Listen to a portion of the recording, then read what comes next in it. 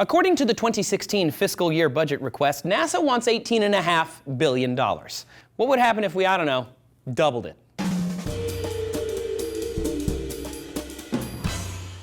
Hey Space Rangers, Trace here for D-News. NASA is owned by the people of the United States of America. If you pay taxes here, you are helping support space exploration. When NASA landed on the moon, we the people did that. The thing is, accepting the space race, which was during Cold War time, the US has spent roughly the same amount on NASA every year, between 0.5% and 1% of the federal budget. Currently, that is about $18 billion.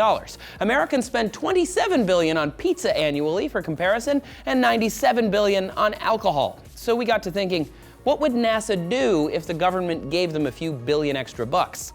Well, according to Jeff Matthews of the Space Frontier Foundation, a well-funded NASA could send more crew to the International Space Station, provide money for commercial spaceflight, boost deep space human missions, and help us send a robotic mission to Europa. Because of the current budget, however, we don't even staff the International Space Station fully. Matthews wrote to D-News, "We are missing out on direct, near-term science," meaning there are more science proposals submitted than there are crew on the ISS to carry them out.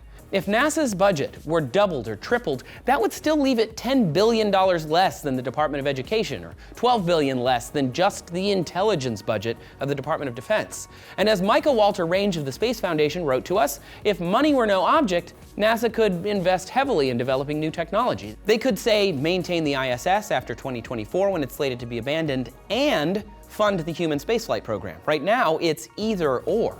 It would be great to have both, as the ISS could provide more research and support as we venture into deep space. As Walter Range wrote, there's a huge need for more biological research if we're going to try and send people to live away from Earth. We may even need to do some tinkering with our physiology in order to survive in different levels of gravity.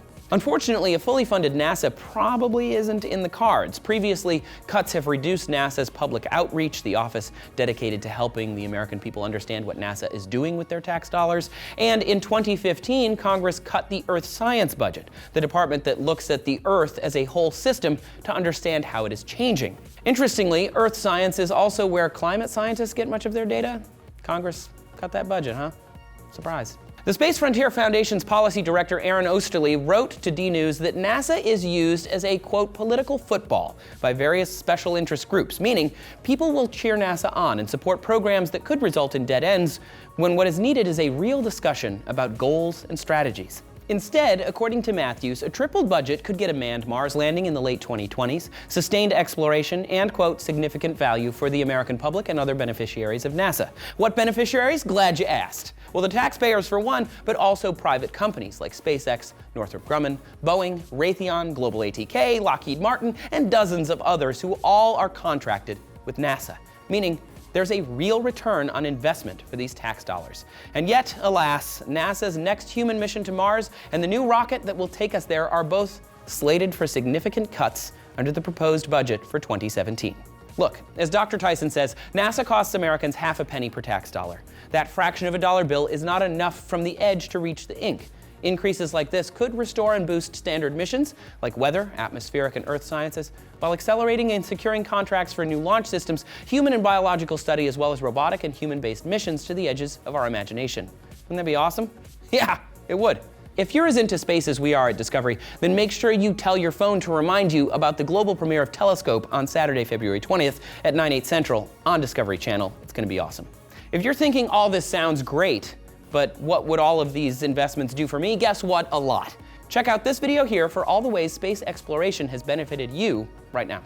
This does a crap ton of stuff for you here on Earth. And I'm not just talking about stupid stuff like batteries, eyeglasses, GPS navigation, weather satellites, global telecommunications. You know, who needs those things, right? Special thanks to both the Space Frontier Foundation and the Space Foundation for their help with this story.